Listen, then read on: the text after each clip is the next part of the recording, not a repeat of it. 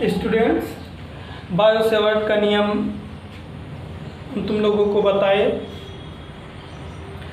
Epsilon zero और mu zero में relation भी बताए। और देखो दो चीज़ें हम बता चुके हैं, बायो-सेवर्ट का नियम, एप्सिलॉन जीरो और म्यू जीरो में रिलेशन, और इसके अलावा चुंबकीय क्षेत्र की दिशा को ज्ञात करना। तो थोड़ा सा अब हम तुम लोगों को एक और टॉपिक बताना चाहते हैं, उसके पहले कुछ मिनट का टाइम लेंगे। देखो चैप्टर का नाम क्या है? चैप्टर का नाम है वैद्युत धारा का चुंबकीय प्रभाव। चैप्टर का नाम क्या है? वैद्युत धारा का चुंबकीय प्रभाव। वैद्युत धारा का चुंबकीय प्रभाव। तो देखो इस चुंबकीय प्रभाव के लिए तुम लोगों को हमने बताया कि ओरस्टेड ने प्रयोग किया था, और उस प्रयोग से ये निष्कर्ष निकला था कि अगर किसी चालक में धारा प्रवाहित की जाए तो उसके चारों ओर एक चुंबकीय क्षेत्र उत्पन्न होता है। ये ओरस्टेड ने बता दिया। आगे चलकर हम तुम लोगों को बायो-सेवर्ट का नियम बताए, और बायो-सेवर्ट के नियम में बताए कि जो चुंबकीय क्षेत्र उत्पन्न होगा वो कितना होगा। तो वो बायो-सेवर्ट के नियम में पता चला dB = म्यू जीरो अपान 4 पाई IDL sin theta upon R square, IDL sin theta upon R square. ठीक है, देखो दो टॉपिक कंप्लीट किए हैं। पहले हमने बताया चैप्टर का नाम ही है वैद्युत धारा का चुंबकीय प्रभाव, और इस प्रभाव को जो है हम तुम लोगों को समझाए कि ओरस्टेड ने प्रयोग किया था, और ओरस्टेड ने ये रिजल्ट दिया कि अगर किसी चालक में धारा प्रवाहित की जाती है तो उसके चारों ओर एक चुंबकीय क्षेत्र उत्पन्न हो जाता है। लेकिन वह चुंबकीय क्षेत्र कितना होता है, कैसा होता है, इसके बारे में ओरस्टेड ने अपना कोई थ्योरी नहीं दिया, तो उसको बायो-सेवर्ट ने दिया। उन्होंने कहा कि वो जो चुंबकीय क्षेत्र उत्पन्न होगा वो कितना होगा, dB = म्यू जीरो अपान 4 पाई IDL sin theta upon R square होगा। तो बायो-सेवर्ट ने एक चीज़ और छोड़ दी कि उस चुंबकीय क्षेत्र का डायरेक्शन क्या होगा। तो चुंबकीय क्षेत्र की दिशा को ज्ञात करने के लिए कल हम तुम लोगों को दो नियम पढ़ाए थे, दाएं हाथ के हथेली का नियम, दाएं हाथ के हथेली का नियम, ठीक है, और तीसरा इसी का दूसरा मैक्सवेल के दक्षिणावर्ती पेच का नियम, मैक्सवेल के दक्षिणावर्ती पेच का नियम, दक्षिणावर्ती पेच का नियम। ठीक है, ये दोनों चुंबकीय क्षेत्र की दिशा को बताते हैं, ये चुंबकीय क्षेत्र का परिमाण बताता है। जैसा कि बताए थे दाएं हाथ के नियम में कि अगर चार उंगलियां और अंगूठा परस्पर लंबवत इस प्रकार फैले हों कि अंगूठा धारा की दिशा को प्रदर्शित करे और चारों उंगलियां उस बिंदु को प्रदर्शित करें जहां पर चुंबकीय क्षेत्र निकालना है, तो यह हथेली के लंबवत चुंबकीय क्षेत्र की दिशा होती है। मैक्सवेल का दक्षिणावर्ती पेच था कि यदि हम पेचकस को इस प्रकार घुमाएं कि इसकी गति धारा की दिशा में हो, तो अंगूठा जिस दिशा में गति करता है उसे चुंबकीय क्षेत्र, चुंबकीय बल रेखाओं की दिशा होती है। सब मिला जुला के अब तक हम तुम लोगों को ये क्लियर बता चुके हैं, ये एकदम परफेक्ट कर दिए कि जब किसी चालक में धारा प्रवाहित की जाती है तो उसके चारों ओर चुंबकीय क्षेत्र उत्पन्न होगा, ये सेवर कर दिए, और कितना होता है ये भी क्लियर कर दिए, किस दिशा में होता है ये भी क्लियर कर दिए। सब मिला के रिजल्ट ये आया कि तुम लोग ये एकदम कंप्लीटली गट्स से कह सकते हो कि अगर किसी चालक में धारा प्रवाहित की जाएगी तो चुंबकीय क्षेत्र उत्पन्न होगा, कितना उत्पन्न होगा ये भी बता सकते हो, किस दिशा में होगी ये भी बता सकते हो। इसका मतलब अगर चुंबकीय क्षेत्र का डिस्कस करना हो तो अब तुमको कोई कंफ्यूजन नहीं है।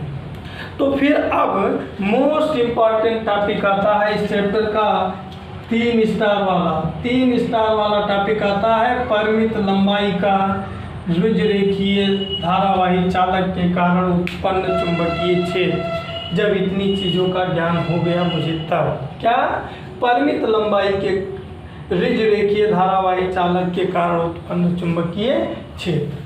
मतलब अगर कोई सीधा तार एक हो मेरे पास, चालक तार, और उसमें अगर हम धारा प्रवाहित करेंगे तो कितनी कैसी चुंबकीय क्षेत्र उत्पन्न होगी।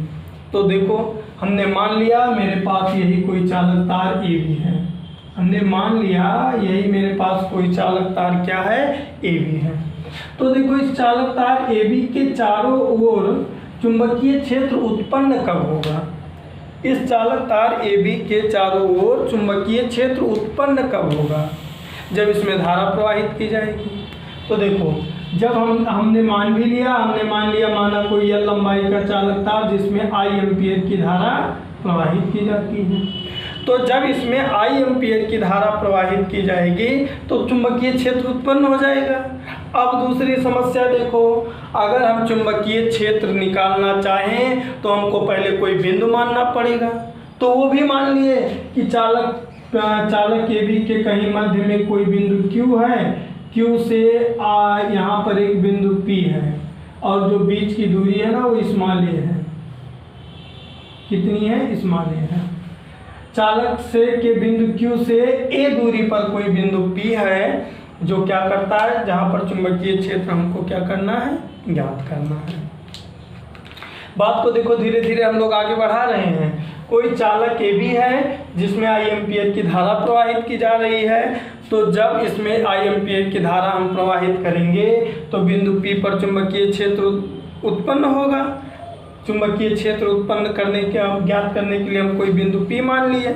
ये देखो भी काम आएगा, इसलिए ये जो चालक का निचला सिरा है भाई, ये सुपर स्टार वाला क्वेश्चन है, ये ध्यान देना, ये सुपर स्टार वाला क्वेश्चन है। इसके साथ तुम लोगों का मोहब्बत कितना होगा तुम लोग जानो, लेकिन इतना जानो कि ये काफ़ी इंपॉर्टेंट क्वेश्चन है। ये देखो अगर हम चालक के बिंदु P को, इस बिंदु P को चालक के B सिरे से मिला दें तो यहाँ जो एंगल बनेगा इसको हम φ1 नाम दे रहे हैं। क्या नाम दे रहे हैं, φ1। और अगर हम चालक के A सिरे को मिला दें, इस चालक के A सिरे से मिला दें तो यहाँ पर जो एंगल बनेगा इसको नाम दे दो φ2। इसको नाम क्या दे दिया हम, φ2। अब क्वेश्चन तो मोस्ट इम्पॉर्टेंट है, लेकिन इसका, इस क्वेश्चन का, इस टॉपिक का तुम्हारे दिमाग में कितना, जहन में कितना इम्पॉर्टेंटेंसी भरा हुआ है तुम लोग जानो। लेकिन इतना जानो कि ये मोस्ट इम्पॉर्टेंट है। चालक तार ए बी है जिसका नीचे φ1 एंगल बन रहा है, ऊपर φ2 एंगल बन रहा है। देखो बायो सेवर्ट का नियम लगाना हो तो इसी पर कहीं इस पूरे तार का थोड़ी लेंगे, कहीं छोटा सा एक पैच मान लें। तो देखो ये तो कोई डाउट हुआ नहीं। तो अब देखो थोड़ा सा तुम लोगों को कन्फ्यूजन होगा, इसलिए पहले हम क्लियर कर दे रहे हैं। माना ए बी एल लंबाई, अब इतना फिगर पहले लिख लो। माना ए बी एल लंबाई का कोई चालक तार, लिखते चलो। माना ए बी एल लंबाई का कोई चालक तार जिसमें आई एम्पियर धारा प्रवाहित करने पर उसके चारों ओर एक चुंबकीय क्षेत्र बन जाता है। उसके चारों ओर एक चुंबकीय क्षेत्र बन जाता है। लिख लिए इतना। आगे लिखो, इस चालक के समीप QA दूरी पर एक बिंदु P है जिस पर चुंबकीय क्षेत्र ज्ञात करनी है। इसके बाद रुके रहो, यहाँ तक समझ लिए। अब आगे देखो, कोई यहाँ पर पैच लेना पड़ेगा ना। देखो हमने एक पैच ले लिया क्योंकि बायो सेवर्ट का नियम, देखो यहाँ पर हमने एक छोटा सा ये पैच ले लिया और इस पैच की लंबाई हमने DL सपोज कर लिया। क्या सपोज कर लिया, DL। अभी हम सब समझाएंगे। अब क्या कर दिए, D को इसको यहाँ से मिला दो। यहाँ जो एंगल बनेगा इसको हम फाई नाम दिए और इसको भी यहाँ से मिला दो बिंदु P से। यहाँ पर जो एंगल बना इसको हमने D फाई नाम दिया। क्या नाम दिया, D फाई। एक चीज़ तुम लोगों को बता दें, हम इस पैच का नाम CD दे दो। एक चीज़ हम तुम लोगों को बता दें कि ये, और ये देखो हाँ इसकी दूरी स्मॉल r सपोज कर ली है। आगे और देखो, वास्तव में फिगर में तो छोटा बड़ा दिख रहा है, वास्तव में ये पैच CD ना इतना छोटा लिए हैं कि DP is equal to CP है, कि DP इज इक्वल टू क्या है, CP है। ध्यान भाई देते चलो, ये एंगल φ1 नहीं φ1 है। ये देखो ये पैच CD जो कंसीडर किए हैं ये इतना छोटा लिए हैं कि DP इज इक्वल टू क्या हो, CP हो। यहाँ पर देखो एक लंब डाल दिए और इसका एंगल थीटा ले लिए, यहाँ पर एक लंब डाल दिए, ये भी हमारे लोगों के डेरिवेशन में काम आएगा।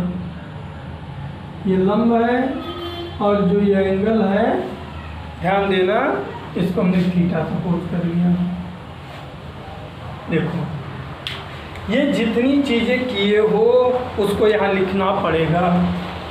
तो देखो तुम लोग लिख लो, क्योंकि जगह नहीं है अभी, डेरिवेशन करने में पूरा जगह ले लेगा। तो फिगर इतना बनाने के बाद उसी में लिखो माना एक सीधा चालक AB में I एम्पियर की धारा प्रवाहित करने पर उसके चारों ओर एक चुंबकीय क्षेत्र उत्पन्न हो जाता है। चालक के समीप कोई बिंदु P है जिस पर चुंबकीय क्षेत्र ज्ञात करना है। फिर आगे लिखो, माना चालक AB का सूक्ष्म खंड CD है। ये जो CD, माना चालक AB का सूक्ष्म खंड CD है जिसकी बिंदु P से दूरी R है। अब आगे देखो, ये जो CD है ना, इसकी बिंदु P से दूरी R है। तो ये जो हम अभी समझा रहे थे कि ये पैच इतना छोटा है कि ये देखो CP और बराबर क्या है, DP। CP और DP क्या है, बराबर है।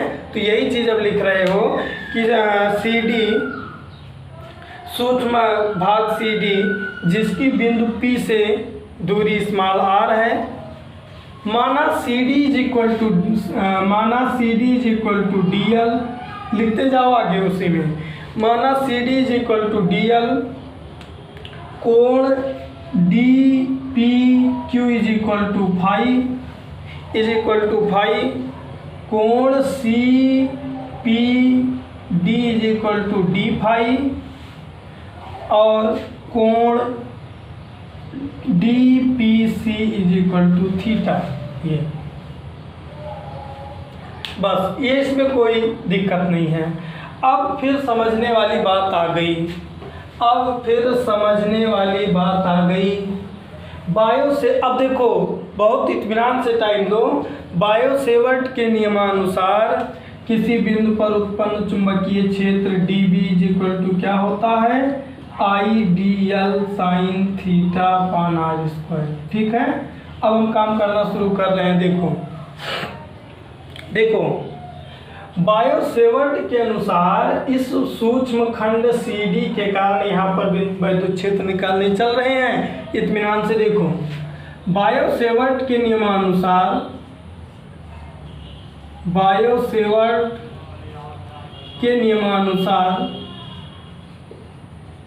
अब इत्मीनान से देखो, एक मिनट के लिए भी इधर उधर नहीं। बायो-सेवर्ट के नियमानुसार सूक्ष्म खंड CD के कारण P बिंदु पर चुंबकीय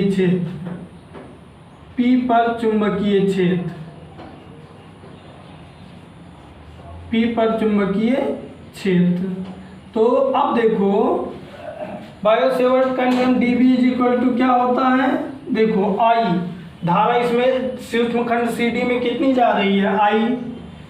पैच की लंबाई कितनी है, DL।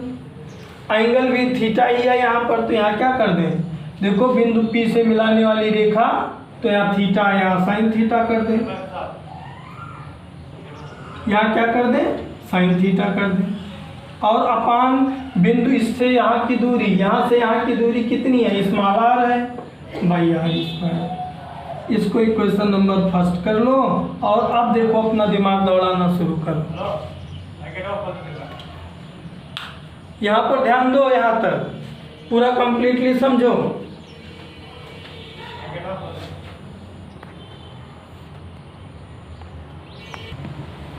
अब यहाँ ध्यान दो, बायो-सेवर्ट के नियम से इस सूक्ष्म खंड CD के कारण निकल आया, ठीक है, लेकिन तो हमको पूरे के कारण निकालना है।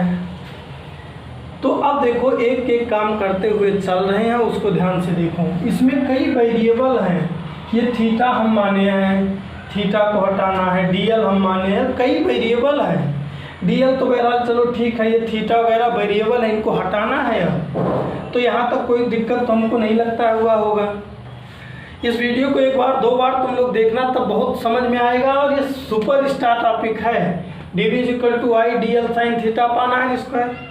एक काम करते हैं ना, साइन थीटा का मान निकाल लेते हैं। तो देखो एक तुम्हारे चित्र से देखो, ये थीटा साइन थीटा वेरिएबल है, हटाने जा रहे हैं इसको। देखो चित्र से, देखो चित्र में एक त्रिभुज बन रहा है CED बन रहा है ना, तो वही चीज़ हम लिख रहे हैं। त्रिभुज CED में हम CED को जरा बाहर बनाते हैं तुम लोगों को समझाने के लिए। देखो CED यही बना है, ऐसे थोड़ा सा गड़बड़ कर दिए हम। ये CED ये बना है ऐसे, ये लंब है, यहाँ एंगल थीटा है, ये वही देख लो, सीधा सीधा देखो, ये CED है ना, है देखो लंब है, तो ये कोण थीटा बन रहा है, तो ये आधार होगा, है क्या होगा, आधार नहीं होगा, CE क्या होगा, आधार होगा, क्योंकि एंगल थीटा वही मौजूद है। और DE क्या है, लंब है, और DC क्या है, कर्ण है, DC क्या है, कर्ण है। संतुष्ट हो सब लोग। देखो ये जो ट्रायंगल बन रहा है CED, इसमें CE आधार है ये, और ये लंब है, DC क्या है, कर्ण है। तो देखो हम यही साइन हटाना चाहते हैं, तो साइन हटाने के लिए इस फिगर से मान मिल रहा है। त्रिभुज CED में साइन थीटा = लंब बटे कर्ण। तो लंब कितना है, DE है, और बटे कर्ण कितना है, CD है। तो अब देखो CD, अब DE यहाँ से क्या आ जाएगा, CD साइन थीटा। ध्यान दो, त्रिभुज CED में साइन थीटा DE/, तो DE CD साइन थीटा। और देखो DE, यहाँ पर ध्यान दो, CD का मान कितना है फिगर में, बोलो, यहाँ ध्यान दो, साइन थीटा DE/CD हो गया, तो DE CD sine theta. Figure में CD का मान कितना दिया है, देखो DL, तो DE क्या हो जाएगा, DL साइन थीटा। इसका मतलब, अभी रुके रहो, DL साइन थीटा को DE लिख सकते हैं। DE का अब एक और मान निकालने चल रहे हैं। देखो अब की बार ना तुम लोगों को एक थ्योरी हम दे रहे हैं। देखो कोण बराबर चाप बटे त्रिज्या होता है ना, कोण बराबर क्या होता है, चाप बटे त्रिज्या। तो देखो कोण बराबर चाप बटे त्रिज्या। अब ये थ्योरी लगा के एक और भी क्वेश्चन बना ले रहे हैं। भाई देखो DE एक चाप है, DE एक चाप है, क्योंकि वो सूक्ष्म है, चाप मान सकते हैं। और ये चाप केंद्र पर कितना कोण बना रहा है, D∅ बना रहा है। तो देखो चाप DE द्वारा केंद्र पर बना कोण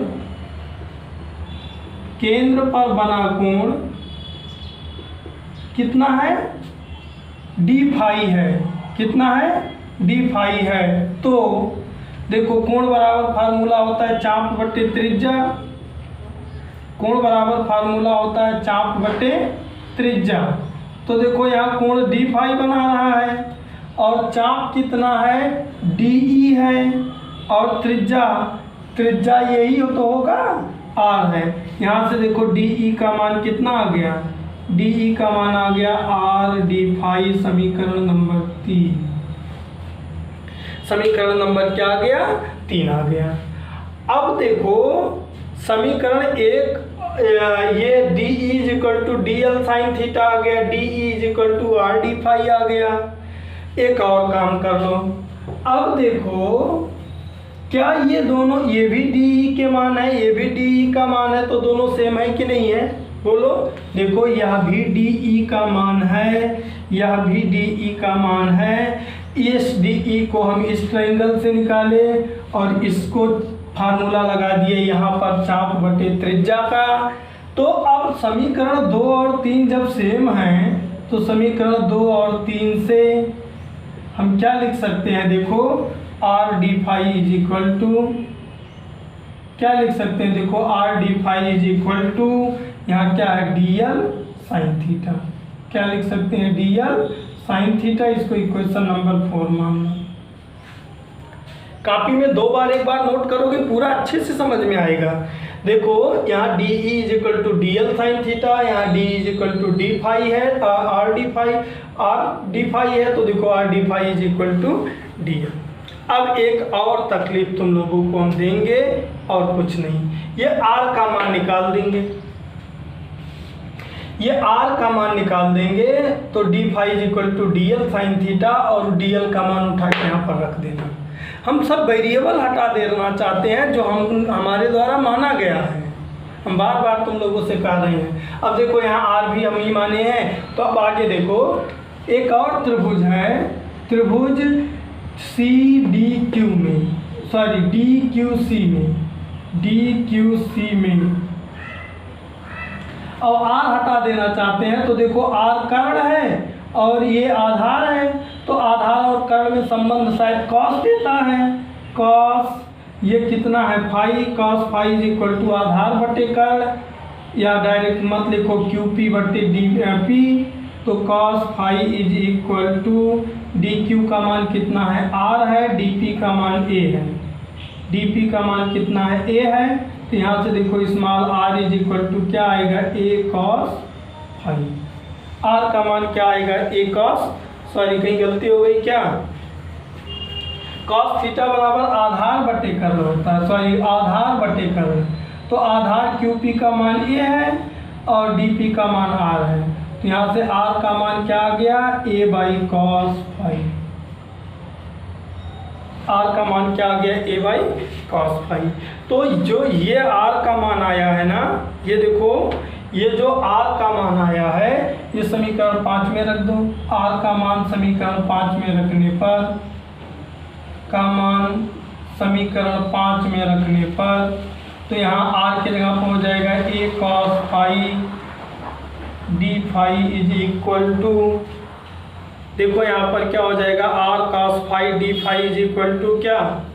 are cos phi d phi is equal to, r की जगह पे ए बाई कॉस फाई और यहाँ क्या हो जाएगा? D L sine theta. समीकरण नंबर 5। यहीं तक का काम बहुत ज़रूरी था। अब कहते क्या है ये ना, नहीं तो रहने दो, एक काम करो, ये आर का मान आया ना और ये किसका मान आया? डी एल साइन फाई का। 1 मिनट रुक जाओ, ये कुछ ज़रूरत ही नहीं है, बस इतना समझ लो। इतने को एक बार फिर से समझ लो, काम हो गया। देखो ये बायो सेवर्ट के नियम से लगा दिए, D B is equal to I D L sine theta अपन आर स्क्वायर, कोई डाउट नहीं। हमने कहा ज़्यादा से ज़्यादा जो वेरिएबल है यहाँ साइन थीटा आर इन सबको हटाना है, क्योंकि देखो कैसे पता वेरिएबल है? करंट कितना सप्लाई होगा मुझे मालूम है, हम देख लेंगे। पैच कितना लंबा कैसा लिया है मुझे मालूम है। ये साइन थीटा और आर नहीं मालूम हो पाएगा। तो देखो साइन थीटा का मान यहाँ से ये वाला त्रिभुज c e d, sine theta equal to d यहाँ कर दिए, फिर ये कोण बराबर चाप बटे त्रिज्या से ये कर दिए, ये आ गया। ये जो आर और समीकरण नंबर 5, यहाँ ध्यान दो, ये दोनों मान उठाकर इसमें रखो बारी बारी। तो अब देखो क्या होगा, हम इसको इधर मिटा दे रहे हैं। समीकरण अब देखो ध्यान से, बहुत इत्मीनान से, समीकरण 4 से डीएल का मान रख दो। किसमें? समीकरण 4 से उठा के 1 में रख दो। समीकरण 4 से डीएल साइन थीटा का मान, डीएल साइन थीटा का मान समीकरण 1 में रखने पर, तो जब समीकरण 1 में रखोगे तो देखो D B is equal to I dl की जगह पर क्या हो जाएगा, dl साइन थीटा की जगह क्या हो जाएगा, अब R D phi by R square. भाई देखो एक आर से क्या हुआ, cancel, D we is equal to क्या हो गया, I D phi by R. अब इस r का मान ना आई उठा के यहाँ से रख दो, किससे, समीकरण 5 से। r का मान समीकरण 5 से रखने पर, मान समीकरण 5 से रखने पर D we is equal to क्या हो गया, I D phi by R की जगह पर ए कॉस फाई। तो देखो ए तो नीचे रहेगा लेकिन कॉस फाई ऊपर चला जाएगा। D we is equal to I cos phi d phi by a. अब मेरा काम तो कुछ हो गया। देखो चुंबकीय क्षेत्र आ गया और सभी वेरिएबल भी हट गए, सब वेरिएबल हट गए। देखो जिसको जिसको हम वेरिएबल नाम लिए थे सब हट गए।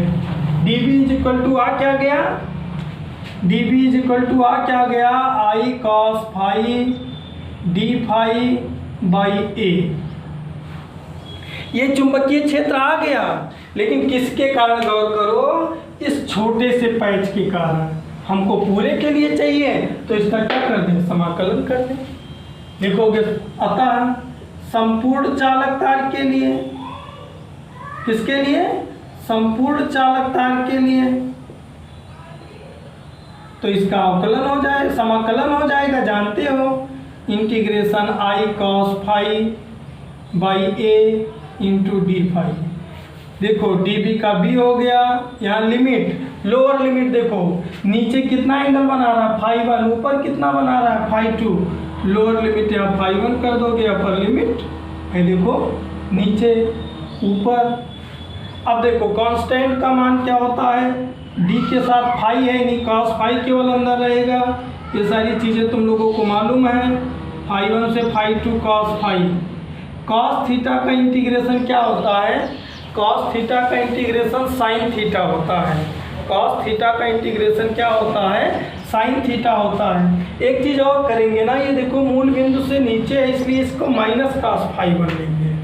देखो कॉस थीटा का इंटीग्रेशन साइन होता है, तो यहाँ पर देखो b is equal to I cos I by a, और कॉस का इंटीग्रेशन क्या हो जाएगा, साइन फाई, क्या हो जाएगा, लिमिट माइनस फाई 1 से फाई 2। आगे देखो लिमिट तोड़ने का तरीका, पहले अपर लिमिट कितना है, sine phi 2 minus lower limit minus sine minus phi. तो sine minus theta minus sine theta होता है, ये minus minus plus. B is equal to I upon a sine phi 2, और ये माइनस माइनस क्या हो जाएगा, प्लस साइन फाई 1। यही तुम्हारे रेखीय चालक तार के कारण उत्पन्न चुंबकीय क्षेत्र का समीकरण है। ये टॉपिक हार्ड है, लेकिन भाई 3 स्टार का है तो इतना इजी भी नहीं होगा। एक बार, 2 बार, 3 बार देखोगे, बार मुश्किल से 2 बार देखने में, तीसरी बार अच्छी तरीके से ये समझ में आ जाएगा। स्टार टॉपिक है इसलिए इसको ज़रूर देखना, क्योंकि एग्जाम में पक्का है आने वाले टॉपिक हैं।